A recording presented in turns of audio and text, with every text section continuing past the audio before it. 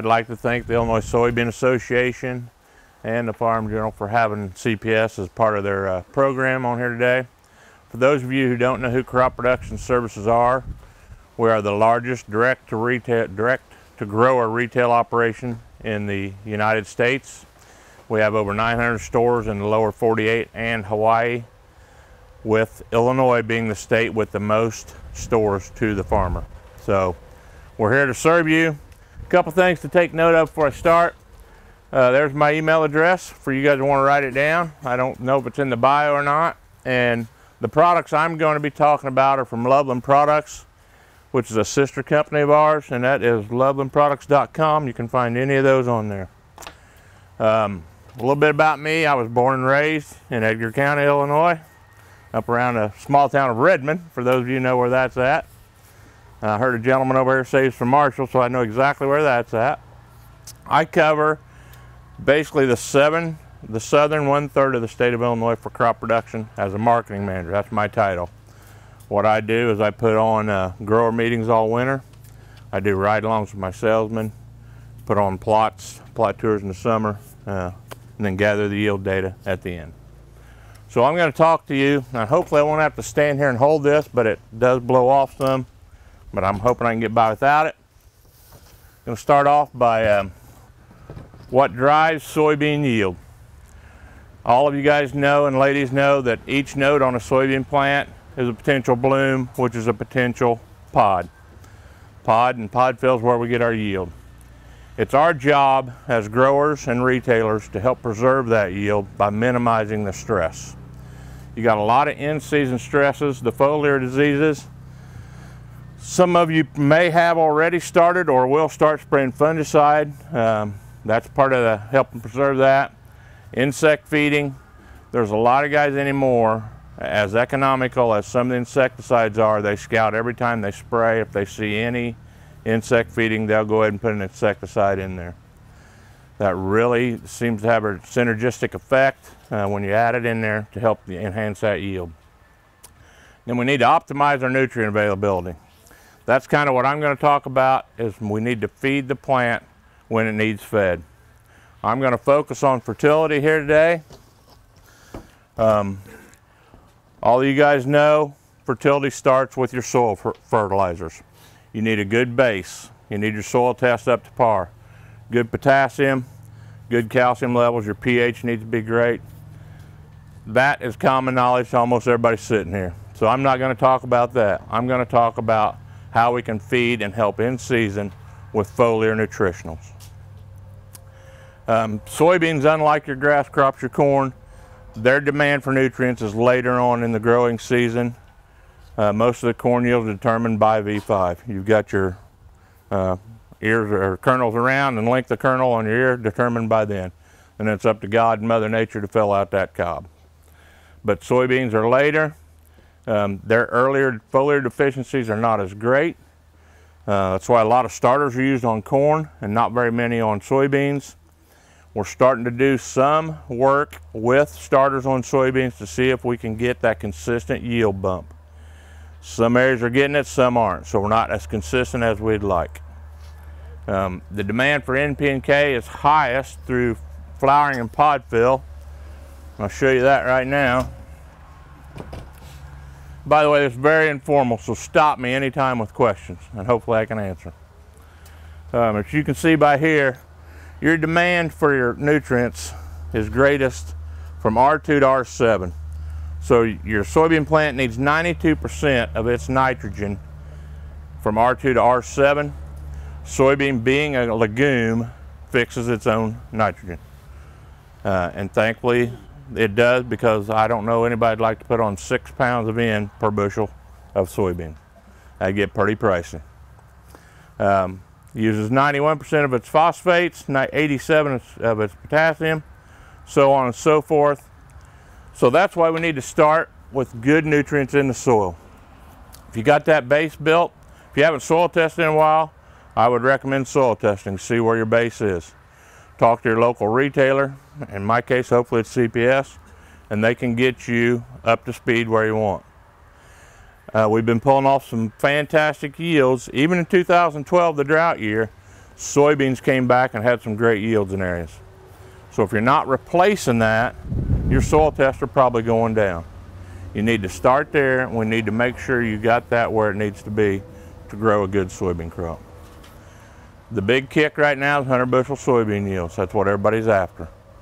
To do that, you've got to start with a great base, and then a lot of guys are using the foliar nutritionals.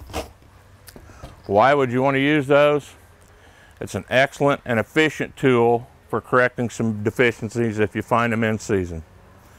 What I mean by efficient, the nutritionals that I have out here in the plots, you can put with any pass you're making, any pass of glyphosate or anything, as long as the crop is up and growing. They are foliar. So we need to spray them onto the crop to get the benefit.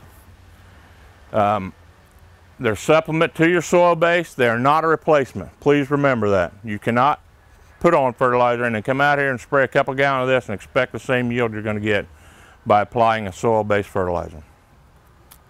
The nutrient absorption in your leaf is highly efficient. All of my products are 100% available to the plant. Even if some of it gets onto the soil, it's taken up by the roots. But most of it is taken up through the leaves, and it's a highly efficient mode of action to get it throughout the plant and translocate it to where it's needed to get that yield. It can partially make up for shortfalls in root absorption when the soil is dry. We all know that crops don't eat their nutrients, they drink them.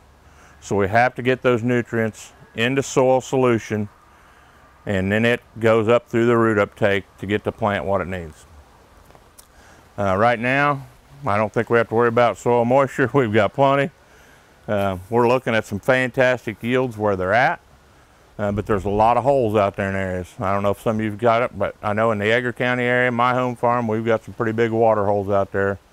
That's going to cause yield actually to go down. And then we can also fine tune your fertility when you're doing these high yield challenges. Add a little bit here and there if you think you need it. I'll talk about a Nutriscription sample test we take here at the end that tells you what you got. But for those of you, first of all, how many of you use foliar nutritionals? You get along good with them? Well, they haven't added much to the bottom line is the only problem. Right, right, and that's what it's about. It is about return on your investment. So, I'm not really going to talk about a lot. I'll talk about what we have out here a little bit, hit on some of that. But how do they work?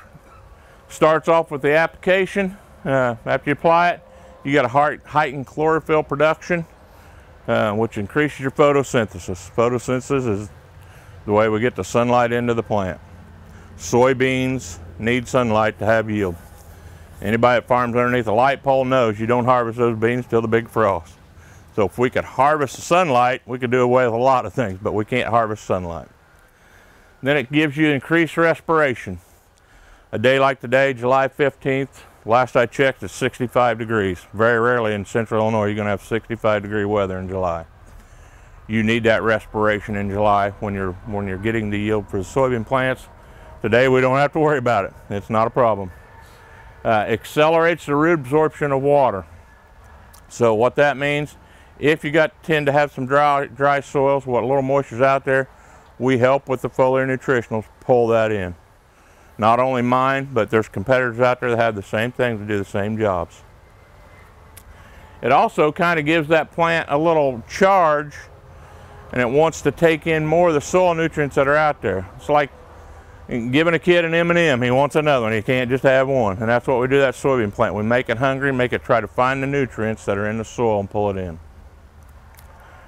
It enhances the root exudates, which is the ability to translocate throughout the plant. Increases nutrient availability through that by translocating throughout. And then you get a plant greening effect and yield enhancement. We've seen some deficient plants out there. We'll spray some of our products, and within 3 days you can visually see an effect on that. So it does help it. You're talking about an economic return on your investment. We do get some. Some of our products, and I'll talk about them a little bit, you'll get anywhere from a 3 to 4 bushel yield bump. What I do want to make clear, 2 sentences, what our foliar nutrition do. They apply relatively small amounts, and it prompts the plant to work harder to extract the nutrients from the soil. We're just giving it that like tug. It is a supplement, once again, to your soil-based fertility program. Okay? And it does not mean that it replaces that program. I want to make that clear. We're not here to replace your traditional DAP and potash. We're here to help enhance it when you need it. Some of the guys that do that real high soybean kip colors, he'll use a foliar nutrition about 4 times a year. He also, it's my understanding that's what he does, and he also uses an insecticide quite a bit. But he has the ability to cool his plants down with water. And I don't see a lot of center pivots up here in central Illinois. So what we've got out here, we've got 5 different treatments.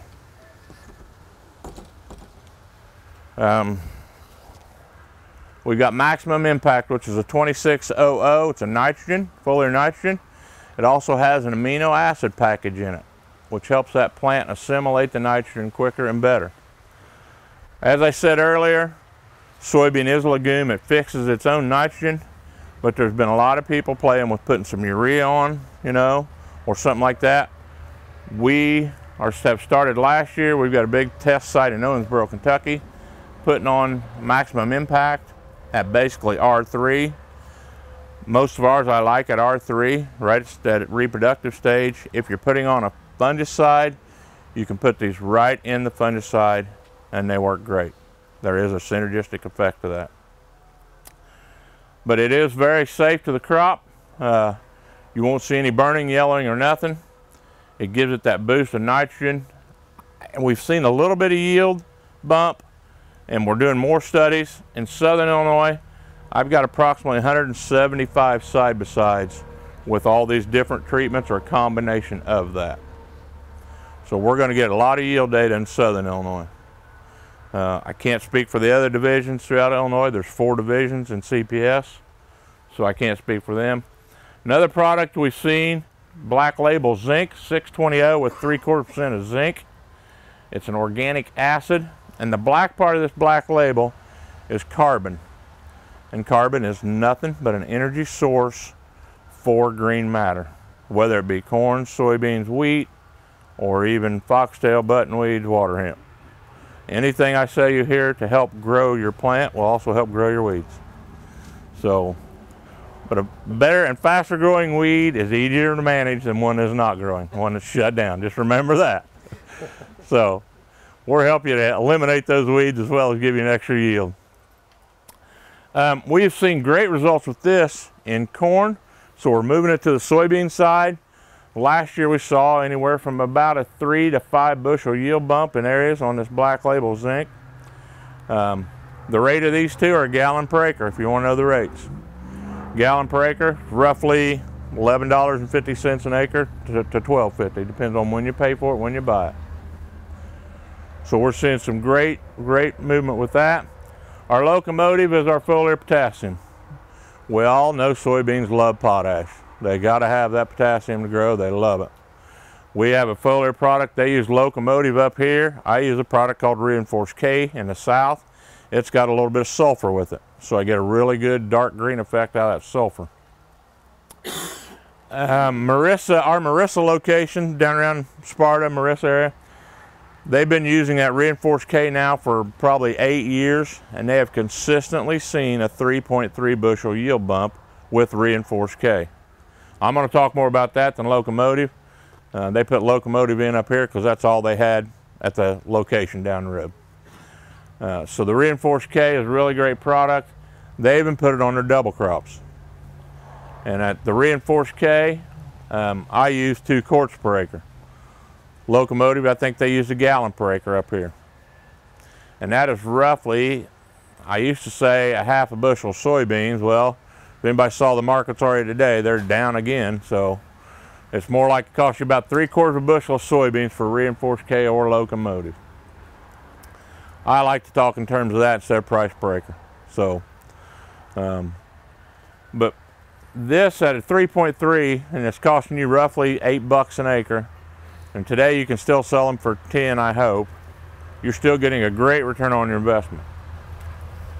Now, 2013, a lot of our products and many products didn't show the great yield bump because 2012 was a drought, nothing worked. 2013 was a fantastic year, everything worked. 2014 looks like it's turned out to be a great year again. So, then we have one called NutriZinc D, which is basically micros. We're trying it in a lot of spots. Boron and moly aids in the nutrient mobilization throughout the plant. You can put a combination of any of these together. Out here we've got Black Label by itself, we got Locomotive by itself. I mix the two. That's what I'm doing in Southern Illinois also. I'm mixing Black Label Zinc and Reinforced K at 2 quarts per acre of each to see if we can get that big yield bump. Another thing we have out here, and this is in all our plots, it's a product called Radiate. It's a plant growth hormone. So it helps in stress reduction, enhances your vegetative and reproductive facilities of your soybean plant or corn plant. Definitely helps on the root growth. This is a standard product for a lot of CPSs that goes in every load. It's put on early post with your Roundup or whatever you're applying. It's less than $4 an acre, guys. So it's a plant growth hormone. It's like steroids for your crop. Hey Joel, yep. Can you put that back up? You bet. You bet. NutriZinc D, Uh-huh. some tissue sampling, and we're low in boron. Right. When's the best time to put NutriZinc on for corn? I would put it on. Are you spraying fungicide? Yes. Then I'd put it on then. We seem to see the best effect at R3, right at that early reproductive, no matter what you're doing. You can put these on at any time, so you can put them on, you know, your first pass of Roundup if you think you need it. But the best effect you get, the highest yield bump, is at R3. What's the cost? It's roughly $5. Yep, $5 to $6, I believe. I believe a rate of that is 10 ounces per acre. So you've used some of these products already then? Think about it. Yep. So I'm going to continue on with a little bit about the Radiate. You can see the features and benefits. We have seen great results with Radiate, whether it be corn, soybeans, wheat, alfalfa. Not only are we getting a yield bump, and on this one, guys, you'll never see it in the grain tank. You'll have to do side-by-sides to weigh it. You're going to get 1 to 2 bushel with Radiate, but at $4 an acre, it's well worth it. You get the plant health is what you get. I mean, that's what all these do, is give you that extra plant health to keep that soybean plant growing and ready to take in the sunlight and the nutrients from soil moisture. What it really does, we like it to go on early because it gives you that, stimulates the early root and shoot development. Okay. Actually, in the West, in Kansas area, they've started using Radiate to help control weeds. Because like I said, everything I sell that helps your crop also helps your weed grow. They found by putting Radiate in instead of a crop oil in some instances, they're controlling the weeds better because it's helping it grow right through that chemical and managing that. So we've done some studies out in the University of Missouri, and Dr. Krimmer from Boone, this was in 2010, he put on two ounces of Radiate is all you need. So a gallon goes a long way. And we have treated in Southern Illinois this year roughly 185,000 acres with Radiate. So 2 ounces all you need. He got a 4.5 bushel increase by putting on the 2 ounces of Radiate on soybeans over in Boone, Missouri. He did that a couple of ways, guys. One, he did some root checks and there was less fusarium root rot on those roots. And two, I don't know if he did this, but he had somebody go out there and count the nodules on a soybean root. So if you've ever tried to do that, that's not an easy job. But as you can see, we've increased those nodulations almost 15%. As I was saying earlier, soybean plants require 6 pounds of nitrogen to raise a bushel of soybeans. The only way they get that basically is through nodulation. So if we can increase the nodulation, increase the nitrogen fixing capability of a soybean plant, that in turn goes to yield. So we're pretty pleased with that program. Like I said, within 2 years, I fully expect this program to be in about every load we put on down there in southern Illinois. And I know it's throughout the state. We've got loads of radiate going on out there. One of the things we're doing in western Illinois, primarily McDonough, Hancock, Henderson counties, this is the Illinois Soybean Association High Yield Challenge. We had 49 trials in 2010, 2011. Of those 35 trials, we put on insecticide only. We had a win rate of 74%. We got an economic return on your investment, just with insecticide only, roughly 4.5 bushel. So they did 36 trials, fungicide only, same, 83% had a return on your investment. Went to our foliar potassium, got more yield, 5.5 bushels, 77% return on your investment. And then where they put all three, 95% return rate, slightly over 7 bushel over the 2 years. When we're getting these products together, they are doing some things to get that synergistic effect. It's helping that soybean plant grow. We're minimizing the stresses on your soybean plant. And that's the only way we can help it. The more blooms you keep instead of abort, they do turn into pods and they do turn into yield. So if you guys are getting ready to spray a fungicide, I highly recommend you go talk to your local retailer. And if you don't have one, you can get on the crop production website and we can find you one. We'd be glad to service you. They're right out there, and your local retailer has these same resources available to him.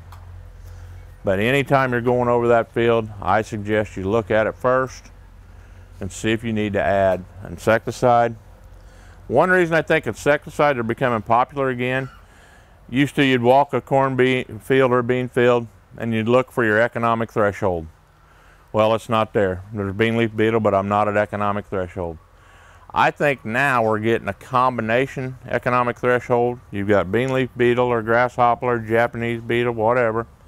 But the combination of all those pests together are giving you some yield damage. So that's why I think when you put on that insecticide, you see a good yield bump.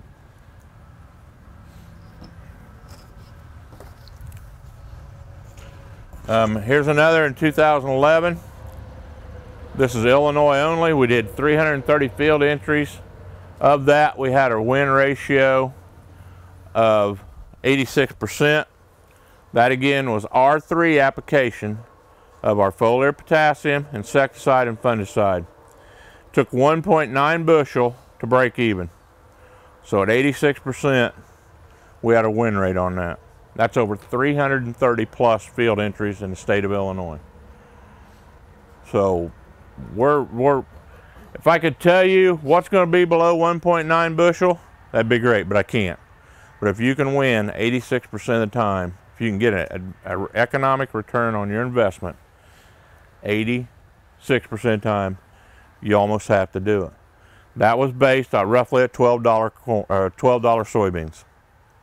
So with the price going down, that's probably going to go up a little, but you're still going to win at today's market 75% of the time. If you're a 750 hitter in baseball, you're making millions. So you're not playing for my Cubs, but you're making millions.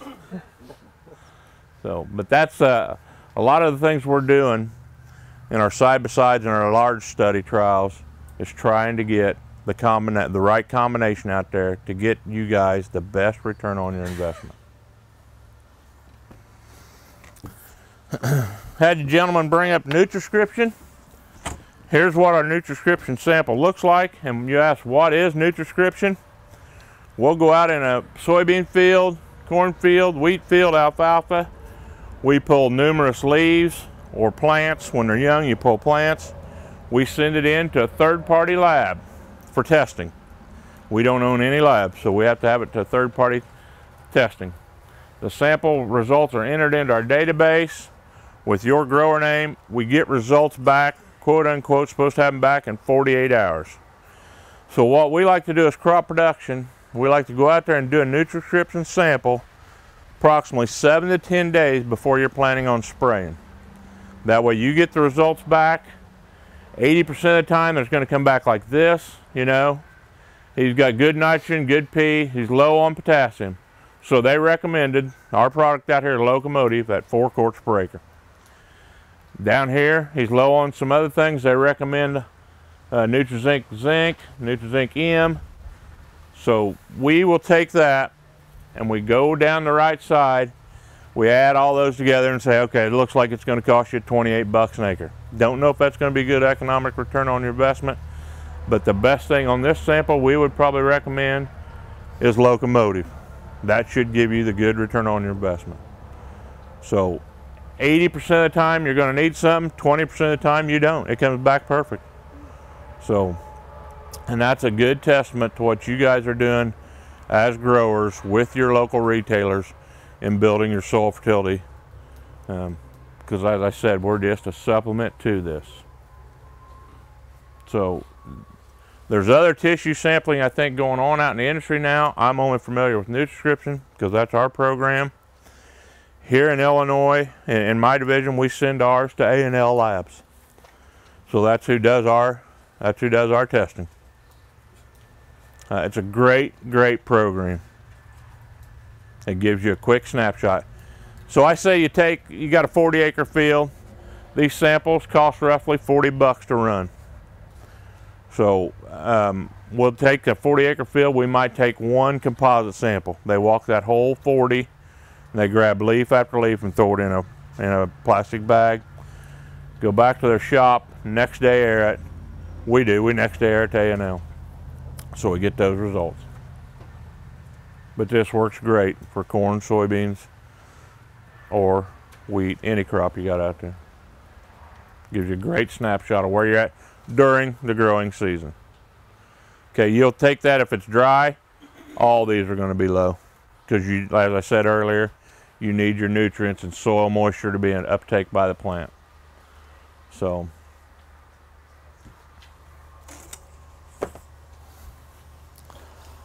in summary, because I'm pretty quick here with not a whole lot of questions, plant nutrients are the fuel for your yield. We all know that. We have to get the right mix in your soil. We have to rely on God to give us the rain, to get it moving into the soil and get it uptaken in the plant. Our foliar nutrition, once again, is not a replacement for that. It's a supplement too. There's no magic in a bucket out there, guys. If there was, none of us would be sitting right here. We'd be somewhere else right now if there was magic in that bucket. But you're here to learn. I'm here to learn. I'm here. Hopefully I'm giving you some advice that you can take back and use in practical purposes. With that, I'm open to any questions. What's your feeling on putting some 28% there on soybeans, nitrogen-wise? Right. After flowering. See, I don't know that. Can we ask you to repeat the question? You sure? So we can hear back here? His question was, what are my thoughts about 28% applied to soybeans after flowering? After flowering. So you'd have to go in basically with something to get it in the ground because you're going to burn your soybean plant. Okay, so that's going to actually hurt your yield. I've not done any tests. I've done tests with urea, like 40 pounds up to 100 pounds, which give you roughly 46 pounds of N. Not seeing the economic return on your investment. So I don't know, how much 28 were you talking? Not much at all. We had some extra in the sprayer, gonna put it on. Another agronomist told me if you do that, you're basically teaching your soil to become lazy. Teaching them to do what? Teaching your soil to be lazy. Oh, teaching your soil to be lazy so they don't fix their nitrogen. Correct. Yep. Is that Yep. true? There's some instance of that, I think. I think, like with the radiate, you get more of your nodules to fix your nitrogen. When you put our max impact on or a black label with a slight amount of nitrogen, I think it enhances that. I think it helps make that work better and quicker and give your soybean more nitrogen to be out there. Now, I don't have a scientific proof of that. That's just my feeling, what I've seen. You know, and I have to go off by what I see out there in the real world. That's why I'm anxious to see these 175 side-by-sides I got in Southern Illinois this year, what kind of yield bump we're going to get. I talked to Isaacs and the guys here at Crop Protect. They're not going to take this to yield. I wish they would, but they're not going to. So this is just demonstration purposes only. I did see some last week. I was out there, some height difference between the check and where we put it. I think it's, if I staged that correctly this morning, we're right between R2 and R3 out there in that soybean field. So if they were going to use a fungicide, I would expect that to be put on next week. I still think you're going to get the money back with fungicide and soybeans at today's market. So for those of you that are going to start putting on fungicide here next week or this week, talk to your local retailer about what you can have out there to enhance and give it that synergistic effect. Any other questions? Yeah. So do you guys, in your tissue sampling, have you seen any manganese deficiency in soybeans? And if so, what product do you guys use for that? Yes, we have seen some. We've got in our NutriZinc D, there's another product, I think it is NutriZinc MN for manganese. I'd have to look that up. We just changed the names of all our product last year, so I'm still learning some of that. We got in a kind of a conflict with another group. So, but we do have a foliar chelated manganese that we can put on out there. There is a lot of guys also trying to put on some dry manganese. And I don't know if the dry is going to break down quick enough. If you put it on ahead of time early, but if you're doing it based off a tissue sample, I don't know if it's going to get into soil solution and be taken up by the planting time. So if you can find a chelated manganese, I would probably try that. Any other questions? What's your thoughts if you're going to be putting some of these on? Some guys are putting molasses in. Molasses? Putting molasses in if you're spraying? Yeah, he wants to know what my thoughts are about putting molasses in if I'm spraying. You're just trying to enhance the sugar content is what you're trying to do. I've never done it, so I can't give you an honest answer what I think. I will say on my farm over around Paris, I am putting on a foliar potassium on my soybeans with the fungicide. So, and on my corn, I'm scouting my corn. If there's disease, I'm spraying fungicide. If not, there's a fine line right there on the economic return on that one right now. So, but like I said, soybeans, I think we can still get it. Have you done any of the molasses yet? What are you thinking? There, we have a weather station. We put it next to the soybean plant. Can talk a little bit about CO2 emissions. Yeah. As soon as you put the molasses on, it spikes the CO2 emissions. Okay. Instead of just giving a kid a sugar cookie, he bounces off Right. the walls, but then it crashes. Yeah, that's why I wondered if you didn't see a little uptake and then it crashed, or what you were seeing there. But have you seen a yield advantage with it? Not really. I just want somebody to tell me there's a yield. Yeah. Guys, I will say one thing. Some of you that are my age, you've been around when the product we used to call snake oils. We all heard that term and we've used that term. With today's technology, with what we've done in mapping the genes of a soybean plant, we now have figured out how to apply these things when the plant needs it most and when it will be most beneficial to that plant. So I think the days of snake oil are over. I think what we need to do right now is figure out what is the best bang for our buck. And it's going to be real time on your farm is how you're going to have to figure that out. I can sit up here and try to sell you every product we've got. I think they're going to pay you back 85% of the time. I really do. If not, I wouldn't be standing up here telling you that. And I would not definitely be using it on my own farm, but I am. So the hardest guy to sell is your dad and your brother, trust me. And if they buy it, then you know something's right in the combine. So any other questions? Yes, we do have a CCA sign up right here. Yeah, let's go ahead and start passing I'll pass that around. If you don't need it, just pass it on back. And, you know, I think you hit on something right there. I can remember I started farming in the 70s, and, you know, we we've come a long way, haven't we? Especially with corn, but we've come a long way with everything that we do. And you know, Ken always says we never want that corn plant to have a bad day. Now we're never wanting the soybeans, and you just developed the sugar cookie. I like that, you know. So now we've got all kinds of terms that we use, but really, it is giving the plant what it needs when it needs it. Right. However, I also like what you said, talking about each individual farm is different, and we all know that. Right. Your farm isn't the same as his farm, and what may be good for you may not be good for him. So it's really, and that's part of the reason why we do a lot of the things we do here at Corn College and Soybean College, is because we're trying to figure out how can we measure all of those things a little bit better so that we can all do a better job, and how can we diagnose the main fields, right? That's really where it is. Right. Any other questions? We are, as Pam said, we are into prescription farming now. Exactly. It's by field. When you buy your seed, you buy it primarily by field. You know what your soil type's like. And that's the same way with foliar feeding or nutrients. You know, your soil-based nutrients. It's all about prescription farming. Question?